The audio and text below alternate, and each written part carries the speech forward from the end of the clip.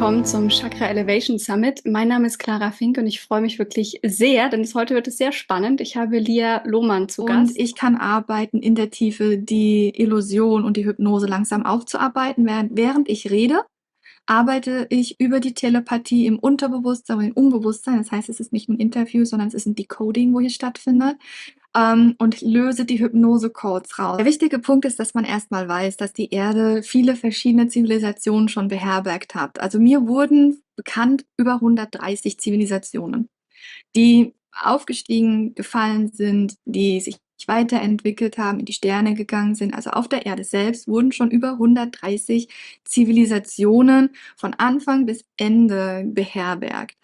Aber die Erde war nicht immer in dem Zustand, wie sie jetzt ist. Und besonders war es nicht so, dass die Seelen auf die Erde gekommen sind, ob durch Schiffe oder durch Inkarnationen, durch Evolutionen, sondern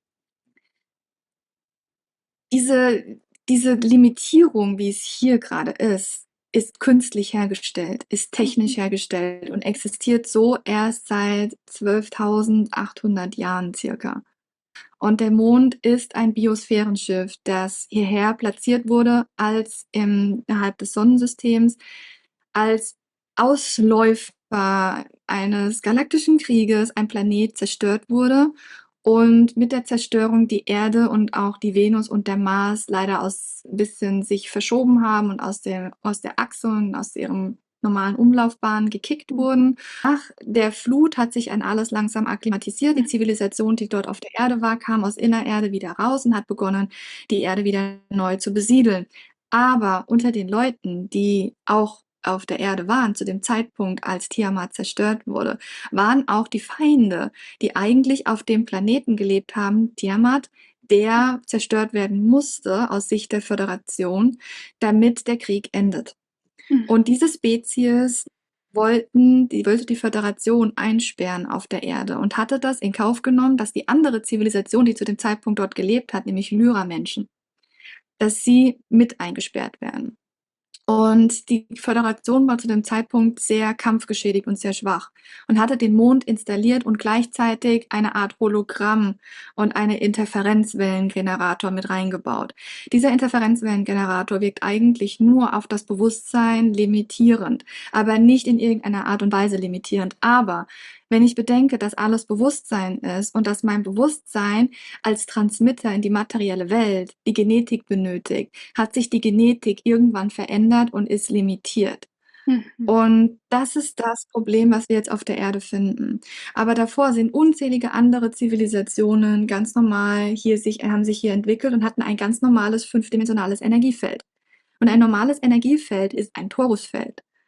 Und Chakren sind entstanden durch die Limitierung und sind etwas relativ Neues.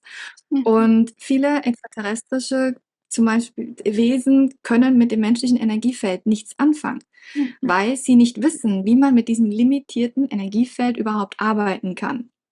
Und hier kommen oft Menschen und Heiler in die astrale Ebene und helfen den ETs zu verstehen, am Energiefeld zu arbeiten, weil es sehr, sehr einzigartig ist hier auf der Erde, dass die Chakren teilweise entweder so wie kleine Zylinder sind Mhm. oder wie kleine Bälle sind oder teilweise wie so ein Saturn, so die Ringe vom Saturn so um die Körper herumschwingen. Und alles existiert hier. Also es gibt Chakren, die wie ein Torusfeld hier nach vorne und hier nach hinten gehen. Es gibt Chakren, die sind sphärisch, die aber nur pulsieren. Und es gibt Chakren, die die Menschen manifestiert haben, die wirklich wie so eine Art, ja, ein Zentrum haben und dann drumherum so ein Ring geht. Aber das sind alles keine normalen Energiefelder. Ein normales Energiefeld ist ein Torusfeld. Und wenn wir uns angucken, wie ein gesundes, magnet- und elektrizitätsgesteuertes Energiefeld funktioniert, es bildet immer einen Torus. Ja. Immer. Die Erde hat ein Torusfeld. Und eigentlich hätte der Mensch auch ein Torusfeld. Und jetzt kommt das Spezielle.